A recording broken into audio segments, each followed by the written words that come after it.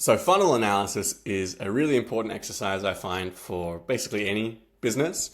And as I'm sure you're already aware, all we're talking about here is the user journey from becoming aware of your products, services, through a variety of steps to the point where they decide to make a purchase.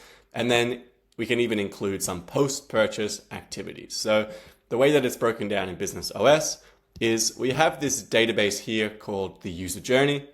And the user journey is made up of specific steps or actions. So we have stages. In our case, we have an awareness, interest, consideration, decision, purchase, post-purchase, and advocacy stage. So these are all stages that your users, customers can be working through in their relationship to you and your business.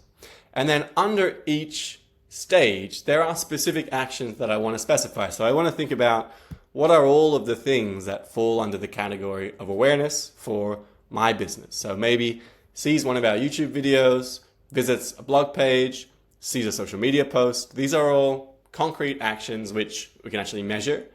And those are going to make up the awareness stage. Now, the way that we get this visualization is that each stage actually has a metric attached to it. So, for example, sees one of our YouTube videos. This is going to be tracking a monthly metric. So we might go through our analytics and see there were 1,500 views this month. And so all I need to do is input the total number of views for YouTube videos here. I can do the same for each of the actions. I can look through the blog page visits and I can look through social media posts. And that's going to be summed into this visualization as the total number of users who are in the awareness stage of our funnel. Now, you can be as detailed or vague as you like. If you want to run this exercise just with kind of rough numbers, even doing that can be a useful starting point. But obviously, the better the figures you have, the more accurate your funnel will be. And we just do this for each stage of the funnel. So we have visits the pricing page. We can look up in our analytics how many people visited the pricing page over the same period, how many people signed up. Maybe you have a free course as a lead magnet, how many people signed up for that. And then you have an email welcome drip, how many people made it through the email welcome drip, and then how many people actually made a purchase during that period. And you can see that we have this trailing off funnel with specific actions at each stage. We might add a testimonial as a post-purchase metric, and maybe for advocacy, anytime someone shares about your product or service on social media, that's going to count as advocacy. Now, you've probably noticed that there's another property under each action, which is conversion rate.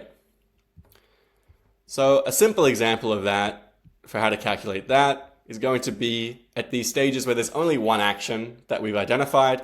So if it is really as simple as there's one thing that counts as a purchase, and that's a course purchase. So the number of people who purchased a course was 80, and the number of people who gave us a testimonial was 40, then the conversion rate from the previous step to this action is 50%.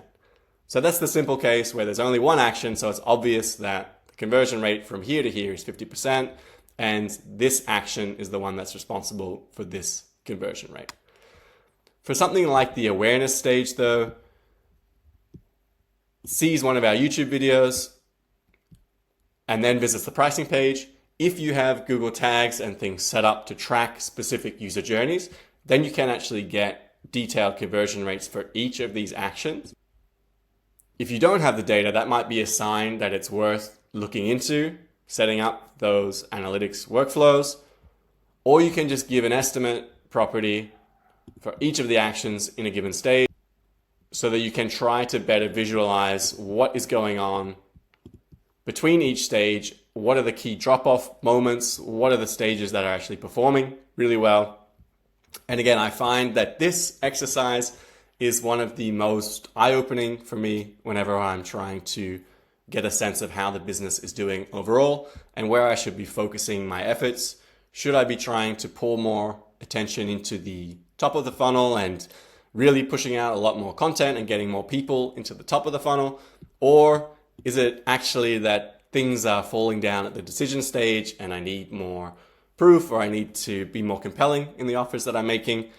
This simple exercise can really make a huge difference to how you go about growing and building your business.